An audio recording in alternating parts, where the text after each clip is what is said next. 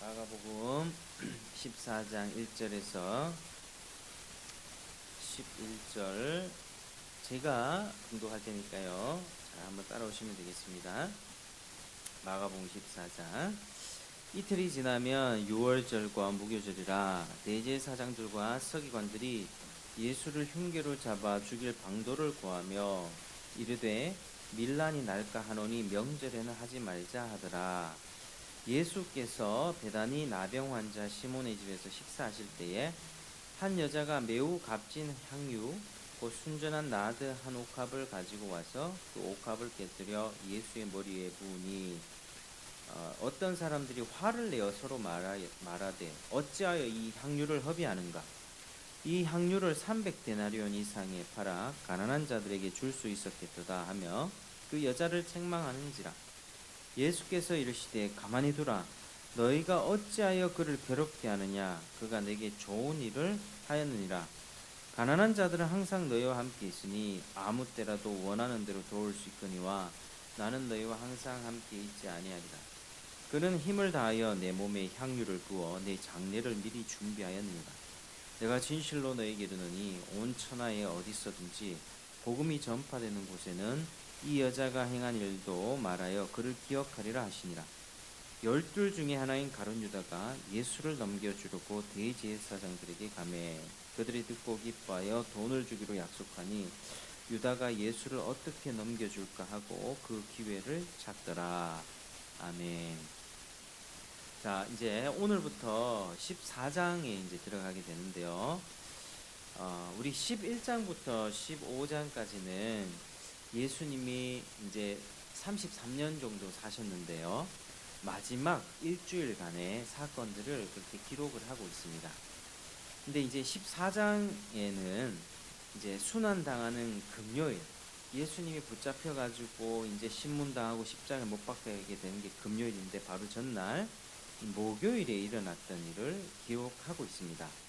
그래서 우리가 이 14장을 통해서 우리가 무엇을 살펴보냐면 오늘 제목이 한번 따라하시겠습니다. 온전한 헌신, 온전한 헌신, 온전한 헌신. 하나님을 믿는 사람이 어떻게 살아야 되는가? 참된 신앙을 가진 사람이 어떤 반응을 하는 것이 옳은 것인가? 그런 부분들을 우리가 좀 살펴볼 수가 있습니다. 자, 한번 같이 살펴보겠습니다. 자, 우리 1절에 보면 자, 이틀이 지나면 뭐와 뭐라고 이렇게 얘기를 하죠. 유월절과 무교절이다 이렇게 말하고 있습니다. 자, 유월절과 무교절이 무슨 날인지 좀 알아야겠죠. 자, 유교절은 어떤 날입니까? 유월절은 자, 출애굽기 때 하나님께서 이스라엘 백성을 구원하신 사건과 관련이 있습니다. 이스라엘 백성들이 애굽에서 아주 고된 노동 생활을 하면서 살아가고 있을 때 하나님이 그들을 구원해 주신 사건을 기념해서 여호와를 영원히 기억하는 날입니다.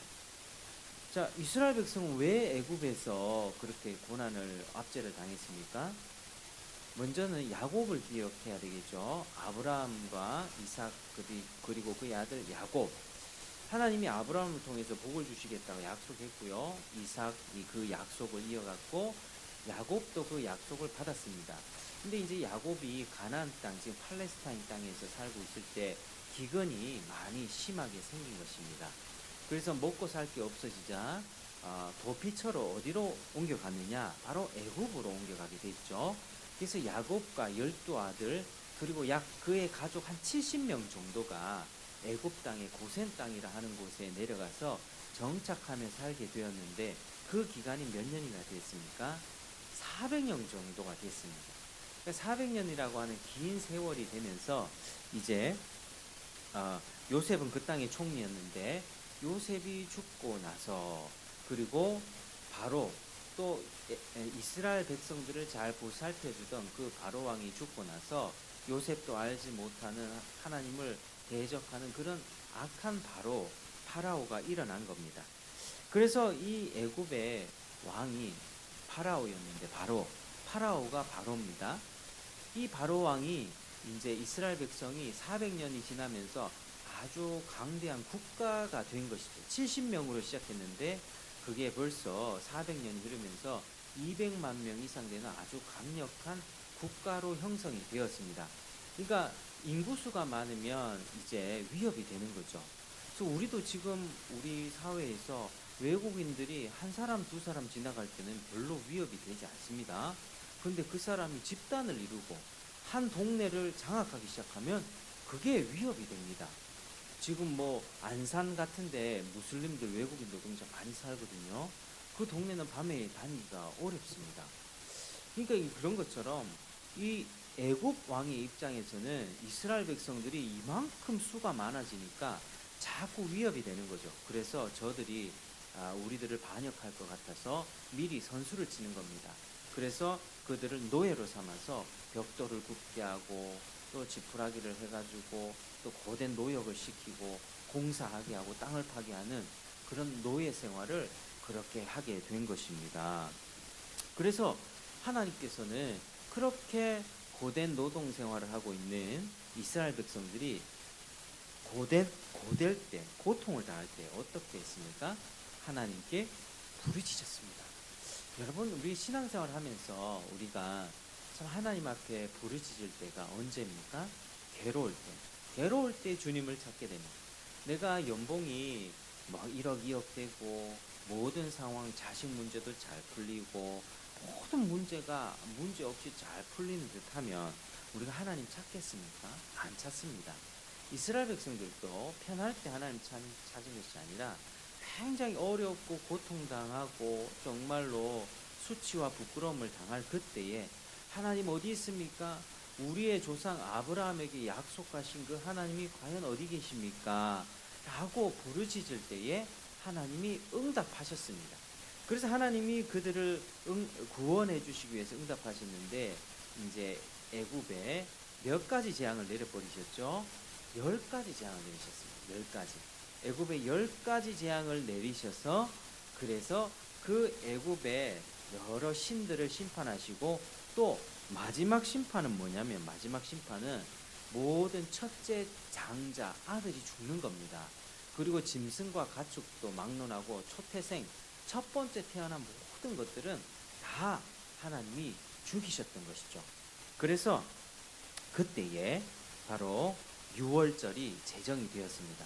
자, 6월절의 문자적인 뜻은요. 한번 따라 하시겠습니다. 넘어간다는 뜻입니다. pass over. 넘어간다는 뜻입니다. 뭘 넘어가죠? 애굽에 내린 재앙을 넘어간다는 뜻입니다. 그러니까 하나님이 애굽에 내린 마지막 재앙, 장자를 죽이시는 그 재앙이 있는데 그때 양을 잡아서 양의 피를 문설주와 기둥에 딱 발라놓으면 여호와께서 그 애굽을 지나다니시면서 모든 첫째 장자와 초태생 짐승들을 다 죽일 때에 그 피가 딱 발라진 그 집은 내가 죽이지 않겠다 라고 주님이 약속하셨고 그래서 하나님께서는 그 피가 발라진 곳에는 모두 구원을 베풀어 주셨습니다. 그래서 이스라엘 백성들이 뭐가 잘나서 구원받은 게 아니라 하나님이 정해 주신 그 피, 어린 양의 피 때문에 구원해 주겠다라는 약속을 주셨죠. 그 약속을 그대로 믿은 사람이 구원을 받게 된 것입니다. 그래서 하나님은 6월절을 그때 제정해 주셨습니다. 어린 양 피로 구원받은 이 날을 영원히 기념하라. 자자손손 대대로 영원토록 기념하라. 자손들이 아버지 왜 우리는 이렇게 양을 잡아먹고 이렇게 매년 지킵니까? 물어보면 하나님이 이런 구원을 베풀어 주셨다라는 것을 그때마다 가르쳐줘라.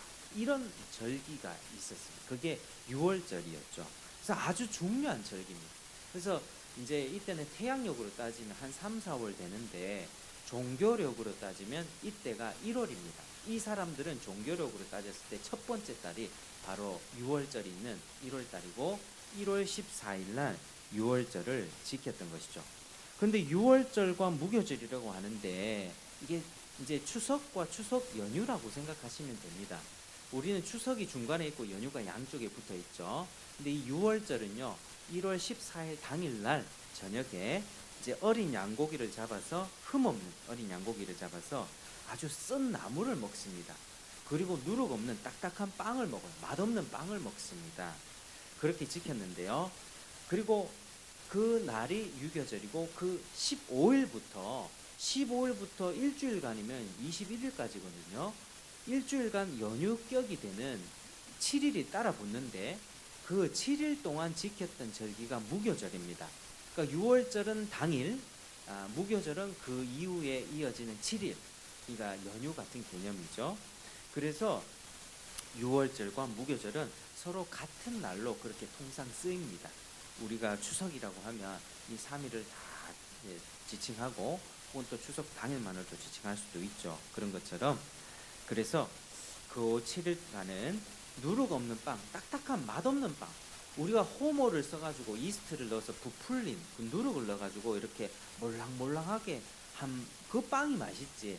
딱딱한 빵은 맛없잖아요. 그 밀가루 아주 구운 그 딱딱한 빵을 그때 먹었다는 거예요. 쓴 나물과 맛없는 쓴 나물과 함께 그렇게 먹었다라고 하는 것이죠.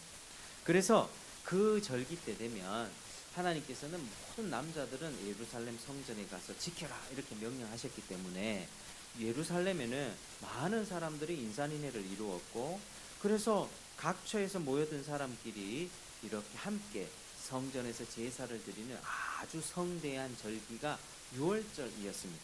그래서 지금은 6월절이 이틀 남겨둔 시점이기 때문에 사람들은 이 절기를 준비한다고 굉장히 바빴고 이쪽 동네 저쪽 동네 그땐 자동차 비행기 없었잖아요. 낙타 타고 걸어오고 며칠간 걸어와가지고 몇 달간 걸어와가지고 6월절을 지키려고 했던 그 많은 사람들이 복작복작되고 있었던 그때가 바로 지금이었습니다.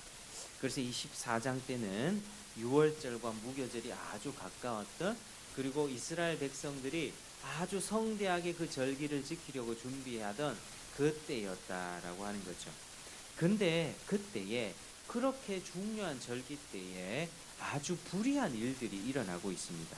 자, 1절 중반에 누가 나오죠? 대제사장들과 서기관들이 어떤 일을 꾸미고 있습니까? 예수를 흉계로 잡아 죽일 방도를 구하며 이렇게 얘기합니다. 그런데 이르되 2절에 밀란이 날까 하노니 명절에는 하지 말자 이렇게 말하죠. 그러니까 대제사장 서기관은 종교 지도자입니다. 종교 지도자들이 예수를 잡아 죽이려고 하는 거예요. 계속해서 그 방법을 구하고 있습니다. 왜 그랬을까요? 왜? 그들의 시기심 때문이었습니다. 왜냐하면 백성들의 마음이 예수님한테 빼앗기고 있는 것을 보면서 시기와 질투가 일어났기 때문입니다. 이 동일한 본문 요한복음 12장 19절을 보면 온 세상이 그를 따르는도다. 그러니까 지금 상황이 어쩌냐면요. 예수님께로 민심들이 막 가고 있는 거예요. 종교 지도자들을 존경하고 하는 것이 아니라 예수님이 진짜다. 예수님한테 마음이 막 이렇게 가고 있는 상황에서 그들이 정치적인 입지를 생각했을 때 이제 자기들한테 불리한 겁니다. 정치적인 입지가 좁아지고 있었기 때문에 자기 밥그릇을 챙기기 위해서 예수를 제거하려고 하는 거예요. 라이벌로 생각하고 정치적인 그런 대적으로 생각하고 제거하려고 합니다. 그렇지 않습니까? 우리도 지금 현실 정치를 보면 오른쪽이나 왼쪽이나 서로 어떤가 합니까? 그러니까 한 번에 이렇게 지나다니다 보면 현수막에 다 걸어놓죠. 현수막에 걸어서 내가 어떻게 하겠다는 걸 겁니까? 상대방이 잘못한 것을 지적합니다. 상대방이 이거 잘못했습니다. 상대방 당신은 왜 이렇게 합니까? 라고 상대방을 계속 집요하게 파고들죠. 상대방의 그 이미지를 깎아내리는 전략입니다. 네거티브 전략인데요. 그러니까 이제 사람들이 자기가 어떻게 하고 어떤 일을 하기보다 그런 일에 관심 갖기보다 자기 대적을 어떻게 하면 없앨까? 이 라이벌을 제거하는 것이 우선적인 목적인 거예요. 정치자들은 그렇습니다. 엘리트 정치가들이 그렇게 하는 것이죠. 그래서 예수님을 제거해야만 자기들의 밥그릇을 찾을 수 있고 자기들의 지위를 다시 되찾을 수 있다고 생각했기 때문에 예수를 죽이려고 하는 것입니다. 자, 그런데 6월절 명절 시즌에는 하지 말라고 한 게 예수님께 마음을 많이 가고 있는 이 백성들이 있기 때문에 6월절 때 만약에 하게 된다면 예수를 죽인다면 밀란이 일어나서 우리도 위협이 될 거다 이렇게 생각했기 때문에 그렇게 하지 말자 결정했던 것이죠. 자, 그런데요 여러분, 조금 지나면 우리가 한 장 두 장 넘어가면서 지나게 되면 알겠지만 결국 예수님은 언제 잡히시고 죽습니까? 유월절에 잡히세요. 유월절. 예수님께서 유월절에 죽임을 당하십니다. 자, 사람들은 예수를 유월절에는 죽이지 말자, 이거는 위험할 거야, 일이 될 거야 라고 생각하고 그걸 막았는데요, 예수님은 실제로 유월절에 죽으셨습니다. 여러분, 이 일이 어떻게 된 것일까요? 결국에는 하나님이 일을 그렇게 진행하셨다는 거예요. 여러분, 우리는요, 우리 만남은 우연이 아니에요. 우리는 정말 우연이란 게 없습니다. 우리가 지나가면서 스쳐가는 사람도, 뭐 불교에서는 그걸 옷깃만 스쳐도 인연이라는데, 우리는 하나님의 섭니다, 하나님의 계획이다 이렇게 말합니다. 그러니까 이제 하나님께서는 모든 일을 세세하게 섭리를 하시는데요, 그런데 하나님께서는 이 예수님이 죽임 당하는 일을 유월절에 일어나도록 그렇게 방향을 바꾸셨습니다. 여러분, 왜 그러셨을까요? 왜 하나님은 유월절에 예수님을 죽게 하셨을까요? 그 이유는요, 구약시대 때 유월절에 그 의미를 좀 알면 알 수 있습니다. 여러분, 유월절에 잡았던 그 피를 바를 때 그 피가 무슨 짐승이었죠? 어린 양이었죠. 어린 양. 이스라엘 백성을 과거에 애굽의 그 압제에서 구원하기 위해서 사용했던, 희생했던 그 짐승이 어린 양이었습니다. 어린 양의 피로 이스라엘 백성을 구원하게 된 것이죠. 그런데 그때 구약 시대 때 어린 양의 피로 그들을 구원한 그 사건이 그 사건만으로 끝난 것이 아니라 향후 몇 천 년 뒤에 벌어질 바로 예수님을 예표하는 사건이 되었던 것입니다. 우리는 지금 영화에 이렇게 처음 시작할 때는 영화가 어떻게 진행이 되는지 계속 봐야 되지 않습니까? 근데 영화가 끝날 때쯤 되고 이렇게 뒤를 돌아보면, 첫 번째 나왔던 그 장면이 이거랑 연결이 되구나, 우리가 이걸 알게 되죠. 그런 걸 알게 됩니다. 그럼 우리도 지금 예수님이 이미 2000년 전에 죽으셨어요. 예수님 죽으셨고 지금 6월절에 죽으셨고 지금 2023년이 흘러서 지금까지 오고 있는 거예요. 그러니까 우리가 영화의 결말로 흘러가고 있는 이 시점에서 예수님, 2000년 전에 예수님도 돌아보고, 그보다 몇천 년 전에 있었던 구약시대 때 어린 양으로 죽였던 유월절을 돌아봐서 생각해보니 이 구약시대 때 유월절하고 예수님이 죽는 것하고 관련이 있다는 거예요. 여러분, 그게 중요한 거예요. 예수님은 세상 죄를 지고 가는 어린 양으로서 유월절에 피를 흘리며 죽어야 했던 것입니다. 구약시대에 진짜 양을 잡아서 피를 바르고 구원을 얻었다면, 이제는 예수님이 어린 양으로 오셔서 십자가에서 자기 피를 다 쏟으신 다음에 믿는 자에게 모든 구원을 베푸시는 그 일이 그렇게 일어나게 된 것입니다. 그러니까 구약의 출애굽 유월절과 지금 예수님이 유월절에 죽는 것은 이렇게 관련이 있는 거예요. 그래서 예수님이 그렇게 죽게 될 것을 미리 보여주신 거예요. 하나님이 역사를 그렇게 미리 보여주셨고, 살짝 보여주셨고, 그거를 딱 예수님 때 퍼즐을 맞추듯이 맞추신 것입니다. 여러분, 한번 따라 하시겠습니다. 구약의 유월절 어린 양은 예수님을 예표했습니다. 그래서 사람들은요, 자기들의 계획에 유월절은 피하자 이래 했지만, 하나님은 예수님을 유월절에 죽게 하셨죠. 하나님이 역사를 그렇게 이끌어 가신 것입니다. 여러분, 하나님이 어떤 분이시 아시겠죠? 하나님은 자신의 뜻을 그렇게 완벽하게 성취하시는 분입니다. 한번 따라 하시겠습니다. 사람의 계획은 실패해도 사람의 계획은 실패해도 하나님의 뜻은 완전히 성취됩니다. 하나님의 뜻은 완전히 성취됩니다. 여러분, 우리는 그래서 하나님의 뜻을 알고 하나님의 뜻만을 구하며 살아가야만 합니다. 그게 우리가 사는 길이에요.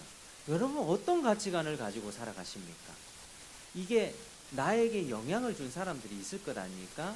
우리 부모님의 영향이든 아니면 우리 학교, 초등학교 때 그 선생님의 영향이든 아니면 요즘 시대의 영향이든 우리는 어떤 영향을 받으면서 내 생각과 가치관이 만들어지면서 그렇게 살아갑니다. 그런데 중요한 것은 우리는 그런 가치관, 나에게 만들어진 가치관과 그런 세계관, 인생관이 전부가 아니라 우리에게 절대적으로 옳은 가치관이 있는데 그게 뭐라고요? 하나님의 뜻이라고 하는 거예요. 그래서 내 생각에는 이렇게 해야 될 것 같다고 생각하지만 우리 그렇게 생각하게 할 때 많죠. 요 타임에는 이렇게 해야 될 것 같은데 라고 생각하지만 사실 우리 뜻은 불완전하고 실패로 끝날 때가 많이 있습니다. 그런데 하나님의 뜻만은 완전하고 영원히 서게 될 것입니다. 그래서 하나님이 자신의 뜻을 결국에는 이루시고 완성하게 될 것입니다. 여러분, 구약에 그렇게 유월절 어린 양을 잡아서 유월절이라는 절기 주시고 이스라엘 백성 대대를 지키게 하신 거 보십시오. 그리고 그 유월절에 진짜 예수님이 어린 양으로서 온 세상 죄를 지고 가는 어린 양으로서 예수님이 피를 흘리셨습니다. 하나님의 계획은요, 몇천 년 지나도 변하지 않고 그걸 정확하게 성취하십니다. 그래서 여러분, 그분의 말씀에 귀를 기울여야만 합니다. 그분의 말씀, 그분의 뜻이 완전하다는 것을 알고 내 생각을 그 앞에 먼저는 숙일 수 있어야만 합니다. 여러분, 하나님의 말씀을 많이 사랑하고 많이 읽는 여러분 되시길 바랍니다. 하나님의 말씀을 읽으면서 중요한 것은 하나님이 어떤 분인가를 알아가는 거예요. 성경을 읽으면서 그냥 도덕이나 윤리나 좋은 말, 와, 이 말 좋다, 이런 정도로 끝나는 것이 아니라요. 하나님이 어떤 분이고 우리에게 무엇을 요구하시는가를 알아야 되는 것입니다. 하나님은 오늘 이 말씀을 통해서 하나님은 역사를 계획하시고 완전히 성취하신다는 분, 그리고 특별히 구원의 역사를 하나님이 변함없이 신실하게 성취하신다는 사실을 우리가 알 수 있습니다. 여러분, 그러니까 예수님이 다시 오셔서 너희들 완전히 구원해 줄 거야, 완전한 구원을 완성할 거야 라고 우리 주님이 약속하셨는데 그 약속의 말씀 우리가 믿을 수 있지 않습니까? 그 말씀을 믿고 우리가 살아가는 거예요. 왜? 하나님의 말씀은, 하나님의 뜻은 영원하니까요. 그래서 여러분, 하나님께서 이루시는 그 뜻, 하나님의 계획은 영원하다는 사실을 알고 하나님 앞에 굴복하고 그분의 말씀을 통해서 하나님의 계시에 더 집중하는 여러분 되시길 바랍니다. 내 고집과 내 생각은 좀 버리시길 바랍니다. 내 생각과 계획이 그거 완전하지 않아요.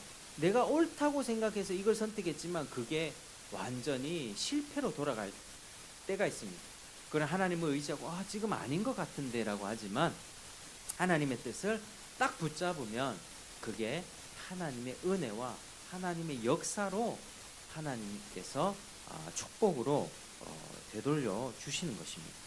자, 그런데 하나님께서 그렇게 일을 해 가시는 그 과정에서요, 한 사람의 죄악을 사용하시는데요, 그게 가룟 유다의 배신입니다. 자, 하나님이 유월절에 예수님을 죽게 하시는 그 일에 가룟 유다의 배신을 한번 사용하십니다. 한번 10절 11절인데 한번 같이 한번 읽어볼까요? 자, 10절 11절 시작.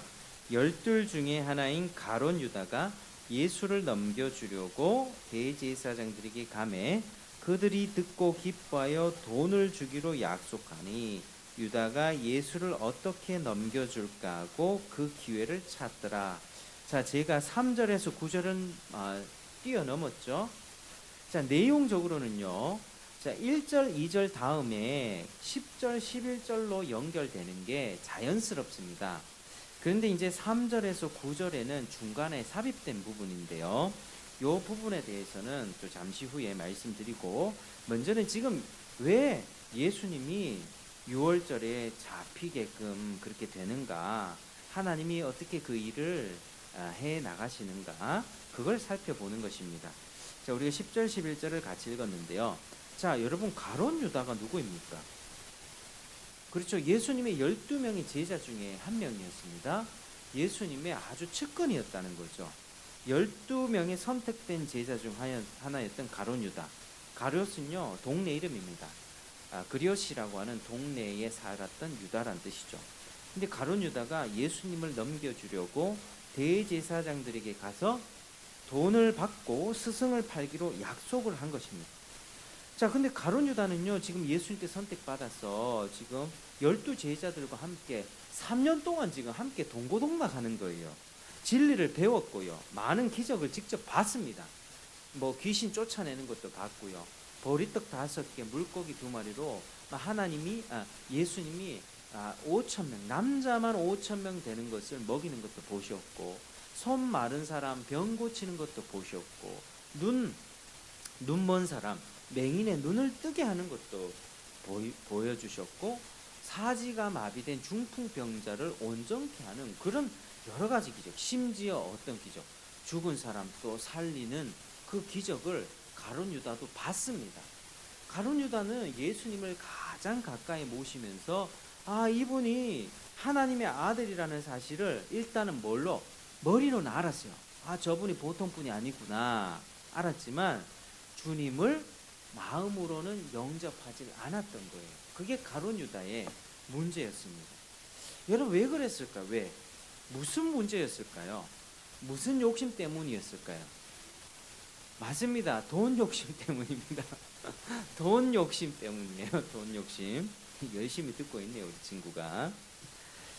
자, 이 가룟 유다는요, 제자들 그룹에서 회계 역할을 감당했던 사람입니다. 돈을 관리했었죠.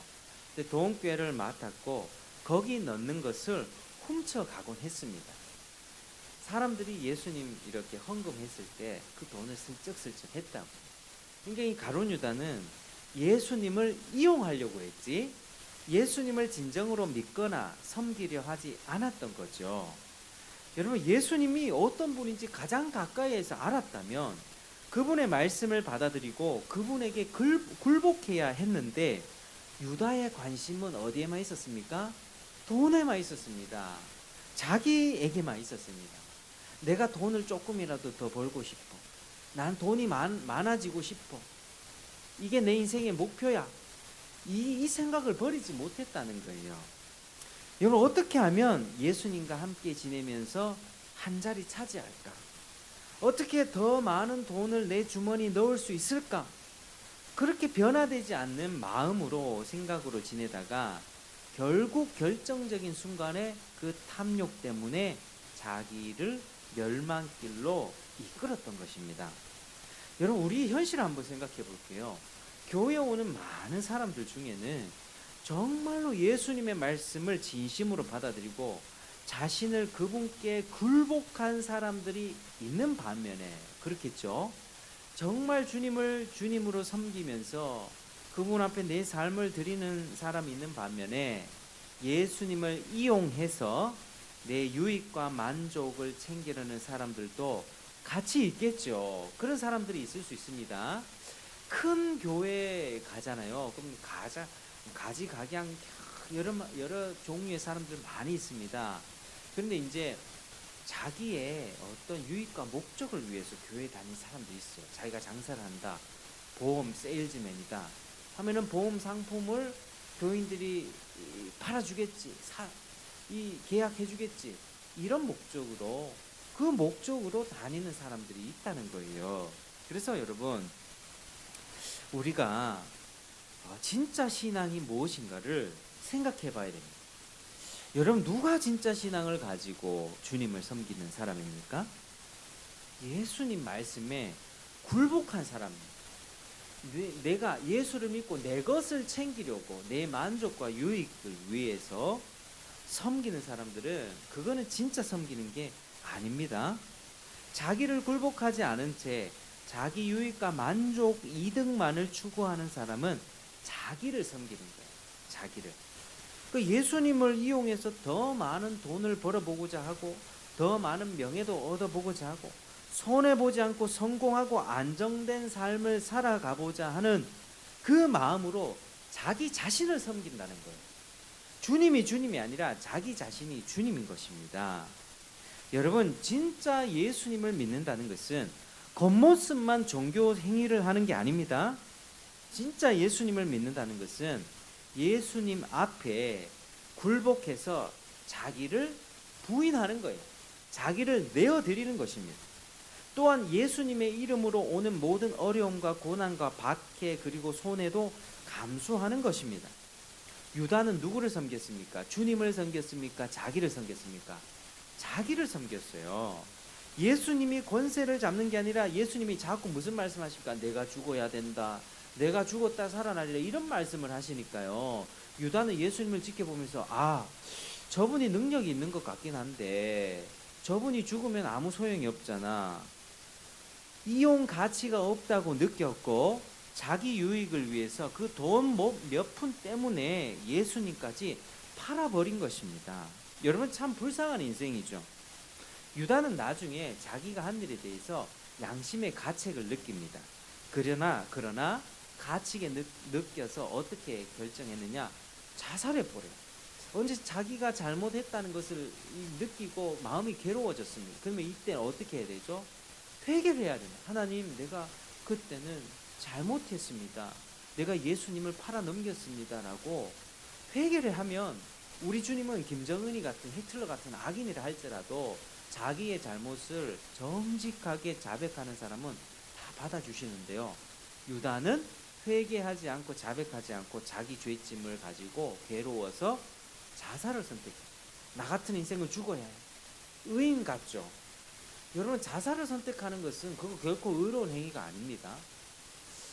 그거 결코 의로운 행위가 아니라 자기가 멸망하는 길입니다. 목매달아 자살하고 말았죠.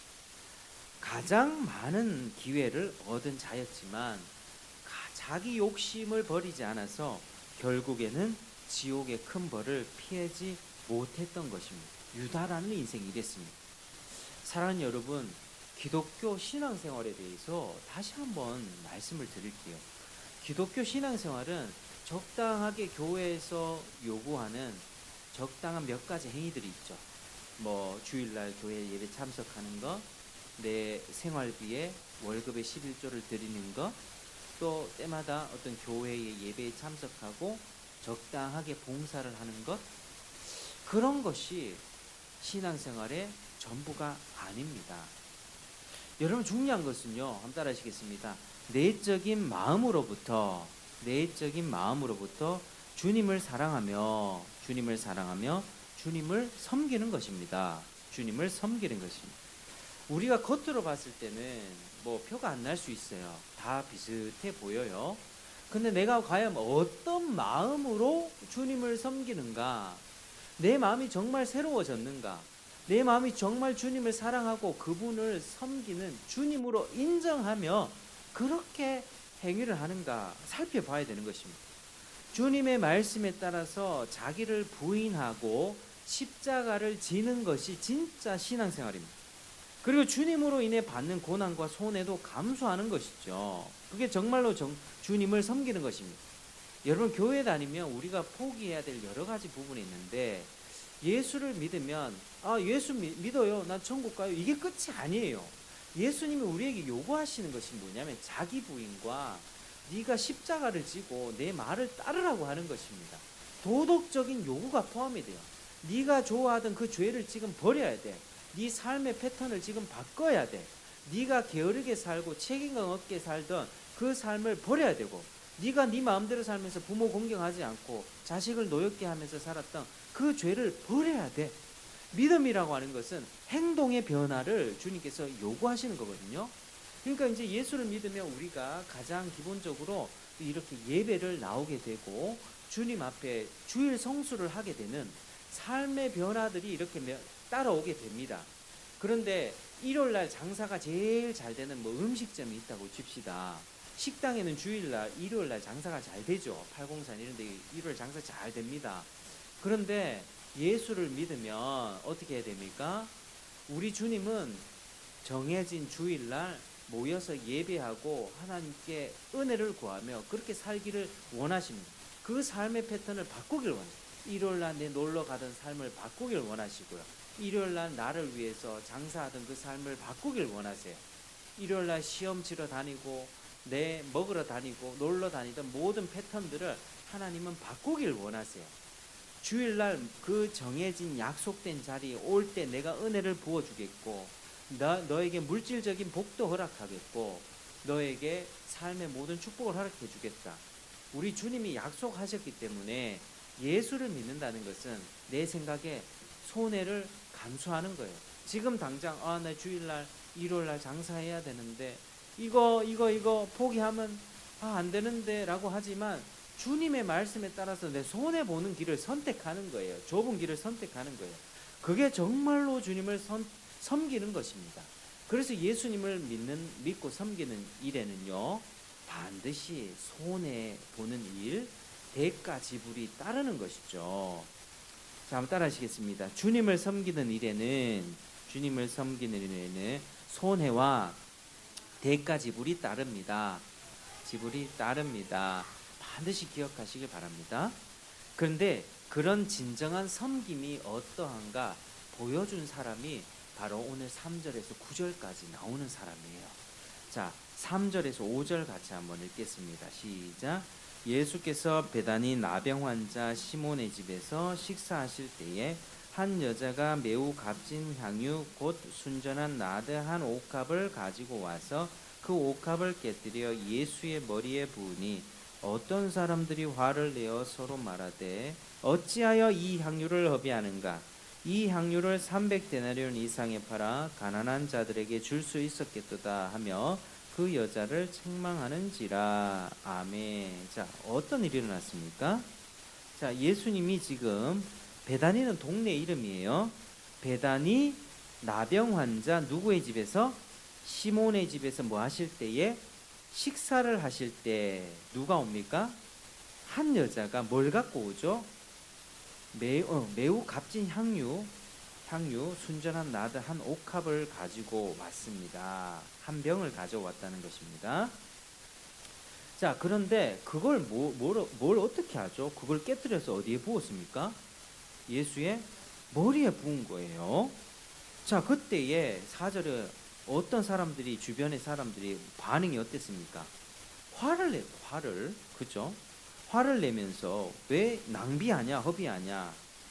5절에 이 향유를 300데나리온 이상에 팔아 누구에게? 가난한 자들에게 주었으면 더 좋을 뻔했다. 이렇게 얘기하면서 그 여자의 행동을 책망하고 있습니다. 자, 그런데 이 여자가 우선은 한 여자라고 되어 있는데 이 여자가 누군가 하니 요한복음 12장에 보니까 참고하면 따라 하시겠습니다. 마리아였습니다. 마리아. 아니, 예수님의 어머니도 마리아였죠. 예수님의 어머니 마리아 아니고 다른 마리아입니다. 자, 요한복음 11장 보면 베단이라고 하는 마을에 한 그 새 이렇게 남매가 살았는데요. 마리아, 마르다, 그의 오라비 나사로 이렇게 살고 있었습니다. 근데 이 중에 나사로가 질병에 걸려서 죽게 되었습니다. 그런데 예수님이 그를 살려주셨죠. 요한복음 11장에 나는 부활이요 생명이니 나를 믿는 자는 결코 죽지 않을 것이다. 예수님이 부활시킨 나사로의 부활 사건이 요한복음 11장에 나옵니다. 근데 언제 살려주셨냐? 죽고 바로 살린 게 아니라요. 죽어서 무덤에 들어가서 사흘이 지나니까 시체 썩는 냄새가 나잖아요. 그때 그 당시의 무덤은요, 지금 우리처럼 땅을 파서 관을 내리는 게 아니라 큰 동굴에다가 돌을 이렇게 돌로 막는 거거든요. 그 동굴을 열어보면 시체에 썩는 냄새가 나는 거예요. 근데 그 시체가 썩어가는 그 나사로의 몸을 예수님이 살려주신 거예요. 나사로야 나오너라 하니까 나사로가요 벌떡 일어나서 그 동굴 문을 열고 나오게 된 것이죠. 그러니까 이 나사로가 살아났을 때 마르다와 마리아의 그 동생, 두 여동생의 그 마음은 어땠겠습니까? 너무 감사하고 감격이었지 않겠습니까? 그래서 마리아는 그 오라비를 살려주신 것을 비롯해서 그분이 베풀어 주신 여러 가지 은혜에 대해서 감사하는 마음으로 자기가 가진 소중한 그 향유 한 옥합을 깨뜨렸어요. 그 옥합이 어떻게 생겼냐면요, 이렇게 주둥이는 되게 얇고요, 통은 이렇게 통통한 통 있죠. 그렇게 생겨 있어요. 뭐 보리병이라고 해야 될까요? 이렇게 생겨서 그 주둥이 마개가 꽉 닫혀 있는데, 이걸 사용하려면요, 그 위에 그 목 부분을 깨뜨려야만 사용할 수 있었습니다. 그래서 그 부분을 딱 깨뜨려 가지고 그 향유 옥합을 우리 주님의 머리 위에 부었다라고 하는 것이죠. 근데 이 향유는 어떤 향유였냐면요, 지금 여기는 지역이 이제 이스라엘 팔레스타인 지역인데, 그 동쪽으로 쭉쭉 가면 이제 페르시아 넘어가면 인도가 나오거든요. 인도 지역에서 나오는 어떤 향나무 뿌리에서 추출된 향유로서 매우 비싸고 희소해서 아주 그냥 왕족들이나 귀인들에게 드리는 선물용으로 사용되었던 정말 값진 귀중품이었습니다.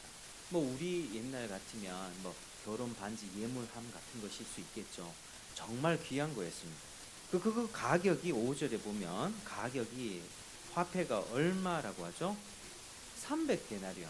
여러분, 이 300데나리온, 그 당시 노동자, 1일 노동자의 노동 그 값어치가요, 일당이 1데나리온이었습니다. 그 300데나리온에 300일이죠. 그러면 거의 1년치입니다. 1년치. 뭐 주 5일 근무라고 쳐도, 그죠? 우리가 365일 중에 이제 뭐 주일 빼고 휴일 빼고 이러면 한 300일 정도, 뭐 그보다 더 낮게 나오겠죠. 적게. 거의 1년치 연봉. 여러분, 1년에 얼마 버십니까? 1년에 왕년에 잘 나가실 때 1년에 얼마 보셨습니까? 저도 이제 직장 생활 해봤는데요, 한 달에 200만 원 버는 게 참 쉽지 않더라고요. 제가 27살 때부터 한 5년 정도 일을 했었는데, 이게 돈 버는 게 쉽지 않았습니다. 서민들, 뭐 요즘에 서민들의 뭐 연봉이라 생각하면, 뭐 그래도 요즘에 임금이 많이 올랐으니까 한 3천만 원이라고 한번 쳐봅시다. 1년 연봉이. 그러니까 이 여인이, 마리아가 깨뜨린 이 향유의 가치가 한 3천만 원, 지금으로 따지면 3천만 원 정도 되는 가치를 그대로 흘려 부은 거예요. 그러니까 진짜로 여러분, 마리아는 자기가 받은 사랑과 은혜에 보답하는 마음으로 아주 귀중한 향유 옥합을 깨뜨려 주님께 바쳤던 것입니다. 그 마음이 그랬습니다. 이거 누가 시켰습니까? 야, 너 그렇게 해야 돼. 억지로 했습니까? 이거 해야지 내가 복을 받을 거, 이런 마음으로 했습니까? 아니죠. 자기 오빠를 주신 은혜에 대해서 너무 오빠라고 하는 인생이 새롭게 살아난 거예요. 여러분, 그 오빠가 살아난 그 인생에 다시 받은 그 감사에 자기가 가진 그 귀중품을 그렇게 자발적으로, 그 은혜가 너무 커서 주님께 가장 귀한 것을 드리고 싶은데 뭐가 있나 찾아보니 이건 거예요. 그래서 이걸 깨뜨려서 주님께 드렸던 것입니다. 그런데 주변에 다른 사람들의 반응은 다른 거예요.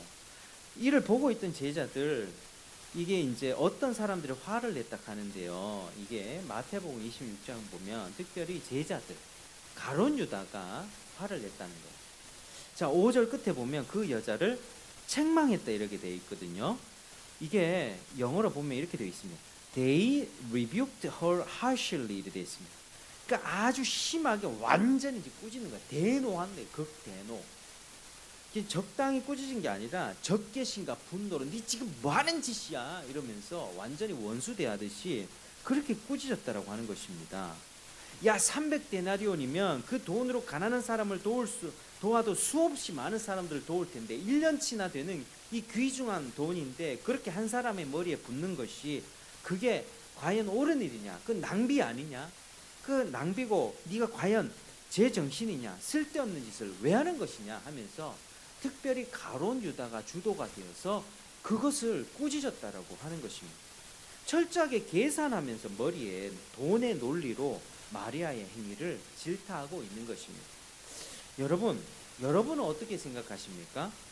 다른 사람들이 꾸짖은 것처럼 마리아의 행위가 쓸데없는 낭비라고 생각하십니까? 아니면 주님께 잘한 것으로 생각하십니까? 여러분 1년치 연봉을 3천만 원을 그대로 하나님 앞에 드린다. 이거 쉬운 일이 아니거든요. 여러분 어떻게 생각하세요? 근데 우리 주님께서는요, 그 여자의 행위를 어떻게 보셨냐면요, 6절에서 9절 같이 한번 읽어볼까요? 6절 9절 시작. 예수께서 이르시되 가만두라, 너희가 어찌하여 그를 괴롭게 하느냐? 그가 내게 좋은 일을 하였느니라. 가난한 자들은 항상 너희와 함께 있으니 아무 때라도 원하는 대로 도울 수 있거니와 나는 너희와 항상 함께 있지 아니하리라. 그는 힘을 다하여 내 몸에 향유를 부어 내 장례를 미리 준비하였느니라. 내가 진실로 너희에게 이르노니 온 천하에 어디서든지 복음이 전파되는 곳에는 이 여자가 행한 일도 말하여 그를 기억하리라 하시니라. 아멘. 여러분, 우리 주님은 칭찬하셨습니다. 마리아가 내게 좋은 일을 했다. 힘을 다하여 내 장례를 준비했다. 그 행위는 낭비가 아니라 너무나도 가치 있는 섬김이었다라고 칭찬하신 것입니다. 여러분, 마리아는 주님을 위해 1년에 연봉되는 그 가치를 쏟아부었습니다. 왜죠? 왜 그랬을까요? 누가 시킨 것도 아닌데 주님을 사랑했기 때문에, 주님을 사랑하는 마음에서 그렇게 한 것입니다. 여러분, 이게 신앙생활이에요. 계산적인 논리로 적당히 거치대하면 요 정도 하면 괜찮겠지 하는 신앙생활은 주님이 기뻐하시는 신앙생활이 아닙니다. 우리 주님께서는 우리가 마음과 몸과 힘과 뜻을 다해서 주님을 사랑하기를 원하세요. 때때로 어느 때는요, 우리의 목숨까지도 부인하고 주님을 쫓기를 원하세요. 그래서 공산주의나 무슬림권에서 너 예수 믿을래? 예수 믿는다고 하면 죽을 거야. 너 예수를 부인할 거야? 아니면 예수 믿겠다고 하고 죽을 거야? 예수를 믿겠다고 자기 목숨을 바친 사람이 수도 없이 많았다니까요. 로마 시대 때 살아있는 채로 사자밥이 된 사람들이 있었고요. 화형장에 끌려간 사람 산채로 그렇게 많았었고요. 그렇게 총살당했던 우리의 가까운 과거에 북한의 공산주의가 펼쳐졌을 때 많은 기독교인들이 그렇게 죽었습니다. 여러분, 그들이 왜 그렇게 했겠습니까? 그게 주님이 원하시는 사랑이었기 때문이죠. 주님은 우리에게 때로는 그러한 사랑을 요구하실 때 우리는 내 자신까지 남김없이 바쳐 드려야 되는 것입니다. 여러분, 주님이 우리를 위해서 자기 목숨까지 버리면서 사랑하셨기 때문에 우리도 그분을 목숨 다해 사랑해야 할 의무가 있습니다. 내 만족과 유익을 위해 주님을 이용하고 이용 가치가 없어지면 어떡할 겁니까? 야, 주님을 믿었더니 내 사업도 안 풀리고 내 자식도 안 풀리고 뭐 되는 게 하나도 없네. 나 이제 교회 안 나갈 거야. 여러분, 주님을 바꿔버려요. 나 이제부터 절 다닐 거야. 부처 믿을 거야. 부처 다녀도 뭐 안 되네. 나는 알라 믿을 거야. 자꾸 신을 바꿀 겁니까? 뭐가 진짜 참신입니까? 누가 진짜 참신입니까? 여러분, 진짜로 참된 신은 하나님이십니다. 우리 주 예수 그리스도이십니다. 그분은 우리를 위해서 조금 뒤에 나오겠지만 우리를 위해서 목숨을 바치셨고 완전히 자기를 다 내어주셨습니다. 그래서 우리에게 요구하는 것이 우리도 주님을 위해서 나를 부인하고 십자가 지고 때로는 손해를 보며 사는 것, 그것이 우리가 가야 될 길입니다. 예수 믿으면 손해 봐야 될 일이 많이 생겨요. 내 마음적으로 심정적으로 내가 먼저 용서해야 되고 내가 먼저 품어줘야 되고 내 심정적으로 또 내가 먼저 밥 사줘야 될 때가 많고 내가 먼저 양보해야 될 때가 많이 생깁니다. 그래서 이런 길이 쉽지 않다라고 하는 것이죠. 여러분, 주님을 끝까지 따라가시겠습니까? 이게 신앙생활이에요.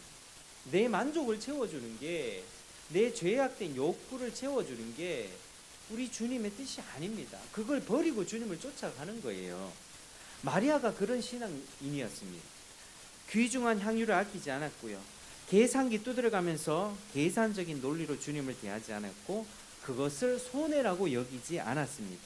아마도 그것을 떼어드리면서 주님 저 이것밖에 드리지 못해서 너무 죄송합니다 라는 마음으로 드렸을 거예요. 여러분 우리 한국의 기독교 초창기에 막 60년대 70년대 막 그때에 사람들이 그때 교회가 많았거든요. 많이 세워지고 막 사람들도 교회로 가고 먹고 살기 힘들었을 때 하나님 앞에 위로받고 힘을 얻고 막 그렇게 살았을 때요.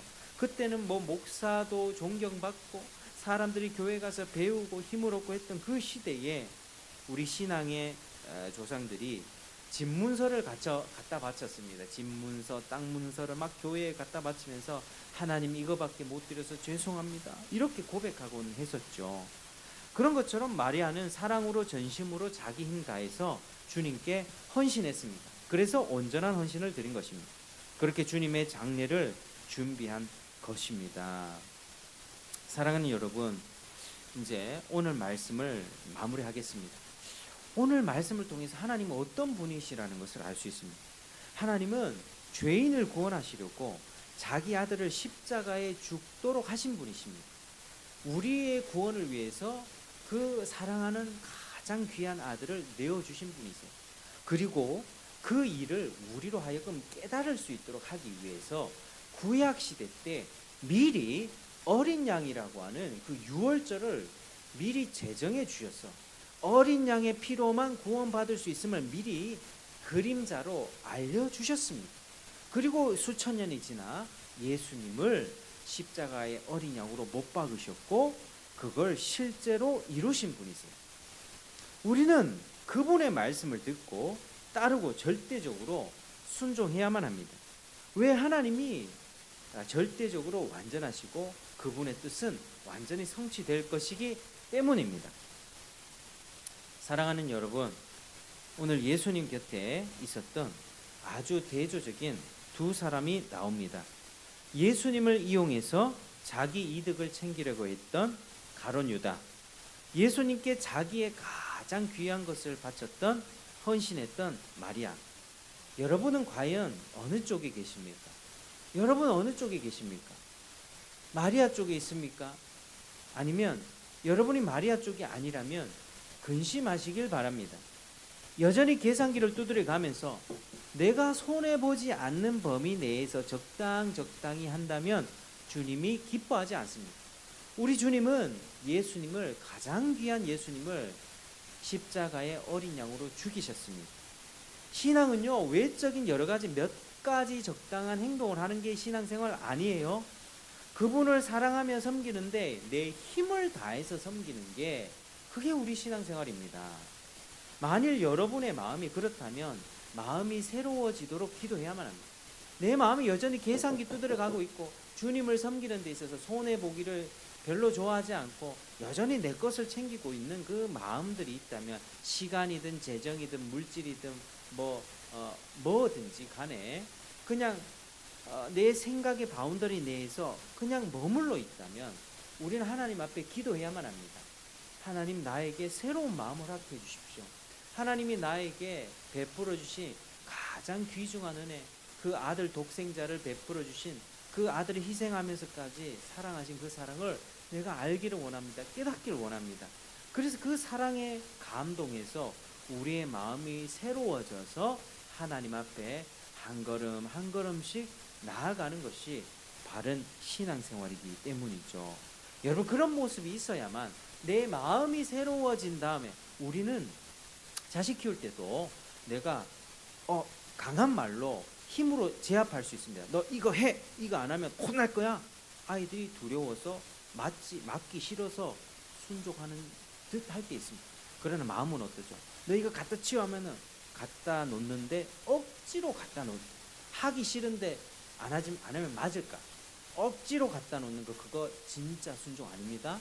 진짜는요, 이 부모의 권위에 부모님의 말씀이 절대적이고 부모님을 사랑하고 존경하는 그 마음과 내 아버지, 내 어머니, 제가 이거 치우겠습니다, 이런 마음으로 순종하는 게 진짜 순종이에요. 그러니까 우리 마리아의 행위가 그런 진짜 믿음이었고 진짜 순종이었습니다. 그런 모습이 있어야만 우리가 진짜 예수님을 믿는다는 것이 드러나게 되는 것이죠. 여러분, 마리아는 어떤 복을 받았습니까? 그리하여 많은 복을 받았습니다. 9절에 그 복음이 전파되는 곳곳마다 그 이야기가 함께 전해지면서 오늘날까지 참된 신앙의 표본을 제시하고 있습니다. 그러나 유다는 나중에 대조적으로 자살해 버림으로써 멸망의 표본을 보여주었죠. 여러분, 지금 우리가 어떤 삶을 살아가야 되는가를 우리는 지금 결정하셔야 됩니다. 그리고 근심하셔야만 됩니다. 마리아는 자기 것을 아끼지 않고 주님을 사랑하는 그 진짜 진정 마음에서 우러나온 마음으로 주님을 섬기고 온전한 헌신을 드렸을 때 마리아는 그 지금까지 그의 이야기가 회자되면서 그의 행위가 축복받는 자의 참된 신앙의 표본이다라고 하는 것이 지금 나와 있는 것이죠. 우리도 마리아의 길을 걸어가야 됩니다. 여러분, 나중에 주님은요, 유다를 향해서 이 사람은 차라리 태어나지 않았더라면 좋았을 뻔했다, 안타까워하셨습니다. 그렇지 않습니까? 태어나지 않았으면 더 좋을 뻔한 이죠. 여러분이 참된 신앙 가지게 되기를 축복합니다. 마음으로부터 새로워져서 주님을 힘을 다해 사랑하시길 축복하고요. 주님을 위해 수고하고 헌신하며 주님을 위해 계산기 두드리지 말고 손해보면서 십자가를 지고 그 길을 가기 위해서 기도하는 여러분 되길 바랍니다. 기도하지 않고는 내 마음의 계산기가 자꾸 올라와요. 두드려봐요. 이득을 따져보고 이거 이해타산 안 되겠다, 수지 안 맞겠다 하면 안 해요.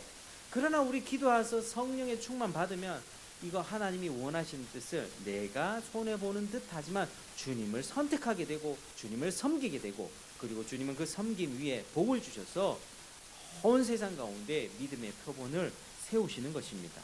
주님의 뜻이라면 절대적으로 순종하는 여러분 되시길 바랍니다. 돈의 논리에 따라 살아가지 마시고 주님의 말씀에 따라가는 여러분 되시기를 주의 이름으로 축복합니다. 기도하겠습니다. 하나님, 감사합니다. 오늘 말씀을 통해서 우리가 하나님이 어떤 분인가를 깨달았습니다. 하나님이 가장 귀한 예수님을 보내주셔서 그분을 십자가의 어린 양으로 죽이시고 피를 흘리게 하셔서 우리를 구원하게 하신 분, 그리고 이 일을 위해서 미리 구약시대 때 유월절을 제정해 주셔서 그것들을 가르쳐 주시고 예수의 피만이 구원의 길이라는 것을 이렇게 예고해 주시고 완전히 성취하시고 또 앞으로 완전히 구원을 이루실 것이라고 그렇게 약속하신 분이심을 우리가 알 수 있습니다. 이런 하나님을 믿고 따라 살아갈 수 있도록 도와주시고 마리아의 믿음이 우리의 믿음 되게 하시고 우리의 마음이 새로워져서 주님을 사랑하고 섬길 수 있도록 복을 내려 주시옵소서. 감사하며 예수 그리스도 이름 받들어 기도드립니다. 아멘.